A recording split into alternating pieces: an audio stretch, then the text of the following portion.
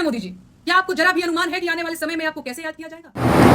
नमस्कार दोस्तों ये हैं नेहा सिंह राठौर। इनको आप बहुत अच्छे से भली भांति से जानते होंगे। इनका एक वीडियो आ गया है जो सोशल मीडिया पर काफ़ी हलचल में मचाया हुआ है, काफ़ी वायरल हो रहा है, लोग काफ़ी तेज़ी से देख रहे हैं। पूरा वीडियो आप देखिएगा और कमेंट सेक्शन में हमें अपनी राय जरूर दीजिएगा कि इस वीडियो के माध्यम से नेहा सिंह राठौर जी आखिर कहना क्या चाहती हैं जो इतना हलचल और इतना बवाल मचा हुआ है। धन्यवाद। कैसे हैं मोदी जी, क्या आपको जरा भी अनुमान है कि आने वाले समय में आपको कैसे याद किया जाएगा? 11 साल हो गए, आपने एक भी प्रेस कॉन्फ्रेंस नहीं की, आपने सिर्फ अपने मन की बात सुनाई। आप मुझे बताइए कि आप अपने देशवासियों से बातचीत क्यों नहीं करना चाहते? क्या आप उनके सवालों से डरते हैं? वैसे डरना बुरी बात नहीं है, बहुत सारे लोग डरते हैं, लेकिन डरने वाले आदमी का यह कहना कि उसकी छाती 56 इंच की है, यह ठीक बात नहीं है। मोदी जी, देश में बीते 2 महीनों में एक विमान और 5 हेलीकॉप्टर दुर्घटनाग्रस्त हो चुके हैं और सैकड़ों लोग मारे जा चुके हैं, लेकिन देश के मेन स्ट्रीम मीडिया की हिम्मत नहीं हुई कि आपसे एक भी सवाल पूछ ले। ठीक भी है, अब जो चीज जमीन से उड़ेगी उसे जमीन पर तो आना ही पड़ेगा, इसमें आपकी क्या गलती? गुरुत्वाकर्षण बल का दोष है, ग्रेविटी जिम्मेदार है, और फिर जिसने जन्म लिया है उसे एक ना एक दिन मरना ही पड़ेगा, और आग का तो धर्म ही है जलाना। तो कुल मिलाकर जो कुछ भी हुआ उसमें आपका कोई दोष नहीं है, आप निश्चिंत रहिए। देश भी आपसे सवाल पूछने के मूड में नहीं लग रहा है, और पत्रकारों की तो हैसियत ही नहीं बची है कि आपको अपना माइक दिखा सके, लेकिन फोटोग्राफर्स को आपने पूरी छूट दे रखी है। विमान के दुर्घटना स्थल की आपकी तस्वीरें पूरे देश ने देखी, क्या शानदार एंगल था सर, कैसे कर लेते हैं आप? अच्छा, तस्वीरों से याद आया कि पूरे देश ने मणिपुर की भी तस्वीरें देखी थी, वायरल वीडियोस भी देखे। मणिपुर से तो आपका पुराना रिश्ता था ना, अब क्या हुआ? मणिपुर में औरतों की नंगी परेड निकाली गई, आंखें निकाली गई, गले काटे गए, घर फूके जा रहे हैं, और आप बिहार में रैली कर रहे हैं। क्या आपका काम सिर्फ भाजपा का चुनाव प्रचार करना है? देश कौन संभालेगा भाई? मणिपुर इसी देश में है ना, मणिपुर में आपकी ही पार्टी है ना, उसकी तबाही की जिम्मेदारी आप लोग क्यों नहीं ले रहे हैं? क्या हुआ बेटी बचाओ का? क्या बेटी बचाओ सच में एक चेतावनी थी कि बेटी बचा के दिखाओ? देश का महिला आयोग भी एकदम सन्नाटा मारे हो, और महिला बाल विकास मंत्री भी मणिपुर की महिलाओं के लिए कुछ नहीं कहना चाहते। कहां है वो दरबारी कवि और गायक जो सरकार से मेरे एक सवाल पर जवाब में अपनी कविताएं और गीत उगलने लगे थे?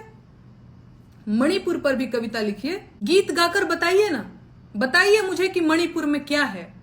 मुझे पता है आप नहीं बताएंगे। जानते हैं मोदी जी, मणिपुर में जो हुआ और जो हो रहा है वो राष्ट्रीय शर्म की बात है, लेकिन मणिपुर को लेकर जो सरकार का रवैया रहा है वो उससे भी बड़ी शर्मिंदगी की बात है।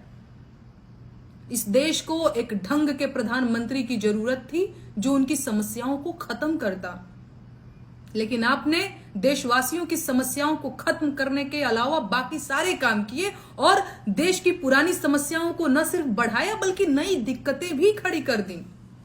सच ये है कि आपने पूरे देश को एक भटके हुए अश्लील रंगमंच में बदल दिया है, जहां आपकी पार्टी के नेताओं और समर्थकों को कुछ भी बोलने और कोई भी तमाशा करने की पूरी छूट मिली हुई है। आपके अपने लोकसभा क्षेत्र वाराणसी में मेरे खिलाफ 500 लिखित शिकायतें दर्ज की गई हैं, FIR दर्ज करवाई गई, वो भी सिर्फ इसलिए कि मैं आपकी आलोचना करती हूं, सवाल पूछती हूं। अगर आपको मेरे सवालों से दिक्कत है तो बस आप एक बार कह दीजिए कि आपको सवाल पसंद नहीं है, उसके बाद मैं कभी सवाल नहीं पूछूंगी आपसे। आप बस एक बार कह दीजिए कि आपको अपनी आलोचना पसंद नहीं है, मैं आलोचना भी नहीं करूंगी। लेकिन आपने हर बार कंफ्यूज किया है। आप मन की बात में कहते हैं कि आलोचना करो, सवाल पूछो, लेकिन सवाल पूछती हूं तो FIR हो जाती है। अब आप बताइए कि इतने सारे मुकदमे मैं कैसे लड़ूं? मुकदमे लड़ूं या गीत लिखूं, गीत गाऊं? बताइए आप, मैं क्या करूं?